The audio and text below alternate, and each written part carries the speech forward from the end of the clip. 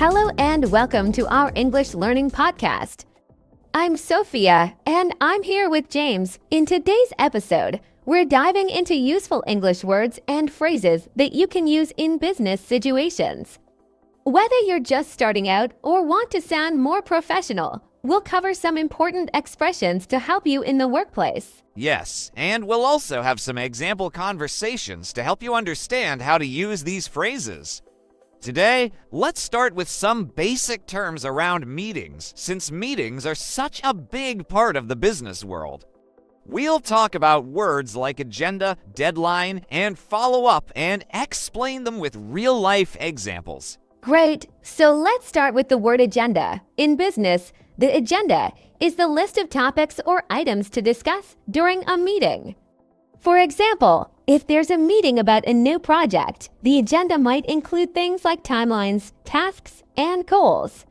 Having an agenda helps keep meetings focused and organized. Exactly. You might hear someone say, "What's on the agenda for today?" Or "Let's follow the agenda to stay on track." It's a useful word because every meeting usually has some kind of agenda. Another important word is deadline. This is the date or time by which something has to be done. In business, deadlines are very important because they help people know when they need to finish their tasks. If someone says, "We have a deadline next Friday," it means the work should be completed by Friday. Yes, and people also use phrases like, "I'm working to meet the deadline," or "the deadline is coming up." Here's a quick conversation to help understand how these words might be used. Do we have an agenda for today's meeting? Yes, we'll discuss the project goals and the deadline for each task. Great. Let's make sure we cover everything on the agenda. Absolutely. And we'll set a follow-up meeting to track our progress. In that example, they use both agenda and deadline in a natural way. And here's a new term, follow-up. When someone says they'll have a follow-up, it means they'll check back on the topic or meet again to see what's been done. In business, follow-ups are helpful to make sure everyone is staying on track. That's right. For example, after a big meeting, someone might say, "Let's have a follow-up in 2 weeks." This means they'll meet again to see if everyone is completing their work and following the original plan. Let's also talk about the phrase touch base. This is a casual way of saying that you want to check in with someone or discuss something briefly. It's very common in business English. You might hear, "Let's touch base tomorrow," which just means, "Let's check in or talk tomorrow." Yes, and it's a friendly phrase that can be used in emails or conversations. It's not so formal, so it works well for small updates or quick discussions. So we've covered a few key terms today: agenda, deadline, follow-up, and touch base. These are all helpful for talking about meetings and planning in a business setting. Exactly, and in our next section, we'll continue exploring more business terms and phrases that can help you sound more professional at work. All right, let's continue with more helpful business terms and expressions. We talked about agenda, deadline, follow-up, and touch base. Now, we'll focus on terms related to working together and managing tasks. So if you're in a team or need to coordinate with others, these words will be really useful. Yes, and a good place to start is the word collaborate. In business, to collaborate means to work together with other people to achieve a goal.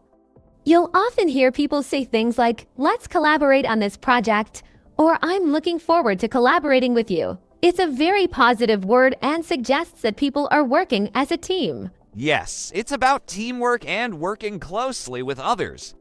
And related to this, we have the word feedback. Feedback is when you give someone information or an opinion about their work. For example, if your manager wants to help you improve, they might say, "I'd like to give you some feedback." Or if you're working on a project, you might say, "Can I get some feedback on my work?" Exactly. Feedback can be positive or constructive, which means it's given to help someone improve. Constructive feedback is a polite way of suggesting changes, so the person can do even better. Let's hear a quick conversation to understand how these words might be used. How's the project coming along? Do you need any help? It's going well, but I could use some feedback on the first section. Sure, I'd be happy to take a look. I think we can collaborate more on the design part as well. That sounds great. Let's set up a meeting for tomorrow. So in this example, they used both feedback and collaborate as offering feedback on the work and suggesting they collaborate more closely. Now, let's move to another useful phrase, reach out. In business English, reach out means to contact someone, usually in a polite or formal way. If someone says, I'll reach out to you tomorrow, it means I'll contact you tomorrow. It's also commonly used in emails. For example, please feel free to reach out if you have any questions. It's a friendly way to say, contact me. And another term that goes hand in hand with reach out is follow up. We mentioned follow up as a noun, but it's also used as a verb, like, I'll follow up with them tomorrow. This means you'll check in or contact them again. Yes, both reach out and follow up are helpful for keeping communication going in a polite way. Let's introduce another phrase now, take initiative. If you take initiative, it means you start something on your own without being asked. In business, taking initiative is seen as a great quality because it shows you're motivated and responsible. That's right. If your boss says, I appreciate your initiative, they're saying they value how you've started something on your own. A lot of employers really appreciate people who take initiative because it means they don't always need instructions, they're proactive. And another useful word in this area is responsibility. When you have a responsibility, it means there's something you need to do or take care of. For example, it's my responsibility to prepare the report. In a team, each person might have different responsibilities to make sure the whole project is successful. Absolutely. A common phrase you might hear is, that's not my responsibility, which means it's not that person's job or task. But it's more positive to say something like, let me check if that's my responsibility, or I'm responsible for this part of the project. That's a great point. And speaking of projects, let's talk about task and assign. A task is a specific piece of work that you need to complete, like writing a report or organizing a meeting. And to assign means to give someone a task. For example, a manager might say, I'll assign this task to you, or this task has been assigned to the team. Right, and when tasks are assigned, everyone knows what they're supposed to be doing. If you're assigned a task, it's your responsibility to complete it. Let's give an example conversation to show these phrases in action. I've assigned the final report to you. It's a big responsibility, but I know you can handle it. Thank you. I'll take initiative and get started on it today. Should I reach out if I need any help? Yes, please reach out anytime. And I'll follow up next week to see how it's going. Sounds good. I'll make sure to ask for feedback as well. In that conversation, we see assign, take initiative, responsibility, reach out, and follow up used naturally. It shows how these phrases all connect in a business environment. Exactly. And let's add one more term here, on track. In business, if you're on track, it means you're progressing well and meeting your goals. For example, are we on track to finish by Friday? Or let's make sure we're on track with the project. Being on track is very positive and means you're on schedule. Yes, it's an encouraging phrase that's great for team motivation. If something is off track, it means it's not going according to plan, and you may need to make adjustments. So if a manager asks, are we on track? They're checking to see if everything is going as expected. So far, we've added several helpful phrases for working in a team.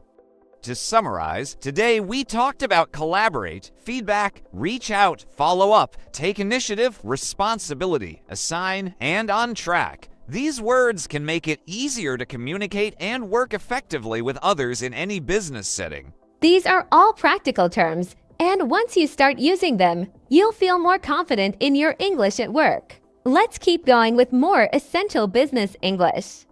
In the last section, we covered phrases for working in a team, like collaborate, feedback, reach out, and on track. Now, let's talk about words that are useful for making decisions and handling changes in the workplace. These are also crucial skills, as the business world often requires quick, thoughtful decisions and the ability to adapt to changes. Yes, good point. So, let's start with a common word in decision making: approve. When someone approves something, it means they give permission for it to go forward. For example, if you create a marketing plan, you may need your manager's approval before you start using it. People might say, "Can you approve this?" or "The project has been approved." Exactly. And approval is the noun form of approve. For example, you might say, "We need the client's approval before moving forward." Having approval means everyone agrees on the decision, which is important in business to avoid mistakes or misunderstandings. Another term that's very useful in decision making is strategy. A strategy is a plan that helps you reach a goal. In business, strategies are created to help the company succeed. For example, a company might have a marketing strategy to attract customers or a sales strategy to increase profits. People often talk about creating a strategy or revising the strategy. Yes, and strategist is the adjective form. For instance, you might hear, "We need to be strategic about our resources," meaning they need to think carefully about how to use their resources effectively. Let's listen to a quick conversation example using approve and strategy. I've been working on a new strategy for our online marketing. Do you think we can get it approved soon? It looks good to me, but we'll need approval from the director first. Understood. Once we have the approval, we can start implementing it right away. So, in that example, they talk about creating a strategy and needing approval. Now, let's introduce another important term: implement. To implement something means to start using a plan or putting it into action. After a strategy is approved, the team might say, "It's time to implement the strategy." You might also hear phrases like implementation process, which is the steps you take to put a plan into action. Yes, and this is a really useful word because implementing a plan is a big part of any project. After you create the strategy, you need to know how to implement it. Another similar term is execute. To execute means to carry out a plan. For example, we need to execute our plan by the end of the month. Right, and sometimes even the best plans don't go as expected. So here's another useful phrase: Plan B in business, a plan B is an alternative plan you have in case the original plan doesn't work out. For example, if this marketing strategy doesn't work, what's our plan B? It's always smart to have a plan B because changes are common in business. Speaking of changes, let's introduce the word adapt. To adapt means to change your approach or plans in response to new information or circumstances. In business, adapting is very important since things can change quickly. You might hear someone say, "We need to adapt our strategy to the new market conditions." Yes, and adaptability is the quality of being able to adapt. People with good adaptability can handle change well, which is highly valued in the workplace. For instance, our team showed great adaptability during the project. Let's hear another quick conversation example to show these words in use. We may need to adapt our strategy if the market changes. I agree. It's good to be prepared with a plan B just in case. Yes, and we'll need to make sure we can implement the changes quickly. Absolutely. Adaptability is key in this business. In that conversation, they talk about adapting and having a plan B now. Let's move on to another word that's very helpful: prioritize. To prioritize means to decide what tasks or goals are most important and focus on those first. In business, there are often many tasks to do, so it's important to prioritize to make sure you're spending time on what matters most. Yes, and prioritizing is essential for staying productive. For example, you might hear, "Let's prioritize our client projects," or "We need to prioritize based on deadlines." When people prioritize well, it helps them meet deadlines and keep things organized. Another related phrase is set a goal. To set a goal means to decide on something you want to achieve. In business, setting goals helps people stay motivated and focused. For example, our goal is to increase sales by 20% this year. Having clear goals gives direction and helps with prioritizing tasks. Yes, and once a goal is set, everyone can work toward it. Another similar term is objective, which is a specific result that you aim to achieve. For example, our objective is to improve customer satisfaction. An objective is a type of goal, often with more specific details or a shorter time frame. And once goals and objectives are set, the team can start working toward them. A useful word here is progress. Progress is the improvement or movement toward a goal. For example, we're making good progress on the project, or let's check the progress next week. Yes, and you can also ask someone, how's the progress? Or say, we need to make progress. Progress is about moving forward step by step toward the goal. Let's give another example conversation to demonstrate prioritize, set a goal, objective, and progress. Our main objective this quarter is to increase customer satisfaction. Agreed. Let's set smaller goals to help us get there. Yes, and we should prioritize tasks that directly impact customer satisfaction. Good idea. We can check our progress each week to make sure we're on track. So, we covered some great phrases here. To summarize, today we talked about approve, strategy, implement, plan B, adapt, prioritize, set a goal, objective, and progress. These words will help you when discussing plans, making decisions, and handling changes in a business setting. Absolutely. Using these terms will make you sound more professional and prepared in the workplace, and it will also help you stay organized and efficient. Now, we're going to focus on words and phrases related to problem solving, achieving results, and communication. These are crucial skills in any business environment, as unexpected challenges often arise, and effective communication is key to keeping things running smoothly. Yes, and we'll also look at how to use these phrases to sound more professional and solution-oriented at work. First up is challenge. In business, a challenge is a difficult situation or problem that needs to be solved. You might hear, we faced some challenges on this project, or this is a challenging task. Being able to recognize challenges and address them is essential for success in any role. Right, and related to challenge is the word solution. A solution is the answer or action taken to solve a problem. For example, if there's an issue with a client order, you might say, let's find a solution quickly. This phrase shows a proactive approach to addressing issues. Being solution-oriented is highly valued, as it shows you're focused on overcoming problems rather than just identifying them. Another helpful term here is resolve. To resolve means to solve or settle a problem, often in a way that brings it to a clear end. For example, we resolved the customer complaint, or I'm working to resolve this issue. Being able to resolve issues efficiently is a skill that makes a big difference in customer service and teamwork. Yes, and once you've found a solution and resolved a problem, it's often helpful to reflect on what happened. To reflect means to think carefully about something, especially to learn from an experience. In business, reflecting on challenges and solutions helps individuals and teams improve.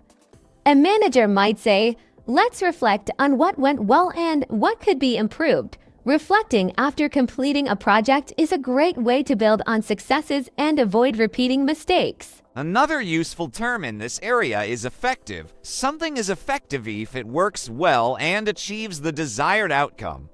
For example, this strategy is very effective, or we need an effective way to handle this issue. In the workplace, being effective means your actions are helping to reach goals and solve problems in a positive way. Yes, and related to effective is the word efficiency. Efficiency means doing something in a way that uses the least time and resources while still achieving good results. For example, we're looking for more efficient methods, or efficiency is important in this role. Being efficient is highly valued, especially in fast-paced business environments. And that brings us to another essential business word, objective. We touched on objective in our previous part, but it's also relevant here. An objective is a specific goal that you're working to achieve, and keeping objectives in mind helps teams stay focused and motivated. An objective can help guide problem-solving efforts by providing a clear purpose. For instance, if the objective is to improve customer satisfaction, you might focus on resolving customer issues more quickly and effectively. Exactly. Now, let's talk about communication and clarify. Communication is the process of sharing information with others, and good communication skills are essential for any business role. Whether it's discussing project goals, giving feedback, or solving a problem, clear and open communication keeps everyone informed and on the same page. If something isn't clear, you might hear someone say, "Let's clarify this," which means making sure everyone understands the information in the same way. Yes, and clarifying is especially important during meetings or when giving instructions. Miscommunication can lead to errors or delays, so taking a moment to clarify can prevent issues before they start. Asking questions and checking for understanding are both part of effective communication and show that you're engaged in the conversation. And a useful phrase in communication is address. In business, to address something means to deal with it or talk about it. You might hear someone say, "Let's address this issue," or "We need to address customer feedback." Addressing issues directly shows that you're taking responsibility and making an effort to improve. Another good word here is negotiate. To negotiate means to discuss something in order to reach an agreement. This is often used in situations where both sides need to compromise. For example, you might negotiate a contract with a new client or negotiate deadlines within a team. In business, negotiating is a key skill for achieving fair and balanced solutions. And speaking of fair solutions, let's also introduce the term compromise. To compromise means to make concessions or find a middle ground so that everyone is satisfied. If two teams have different ideas, they may need to compromise to create a plan that works for both sides. A good compromise balances the needs and goals of everyone involved, which can lead to stronger teamwork. Great point. Another useful phrase for communication and teamwork is mutual understanding. In business, mutual understanding is when everyone shares the same knowledge or agreement on a situation, which is essential for effective teamwork. For example, we need to reach a mutual understanding on the project goals means everyone needs to agree on what the goals are. Mutual understanding makes it easier to work together and avoid conflicts. Absolutely. And one more important phrase to mention is make an impact. This means to have a positive effect or to create a noticeable change. In business, people often talk about making an impact when they're talking about achieving goals or making improvements. For example, our new product has made a big impact on the market, or we're hoping to make an impact with this campaign. Making an impact shows that your work has value and meaning. Yes, that's a powerful phrase. When people make an impact, they contribute in a meaningful way, whether that's by helping the company succeed or making a difference for clients. And speaking of making an impact, let's mention outcome. An outcome is the result or effect of an action or decision. It's helpful in business to focus on the desired outcome so you can stay aligned with your goals.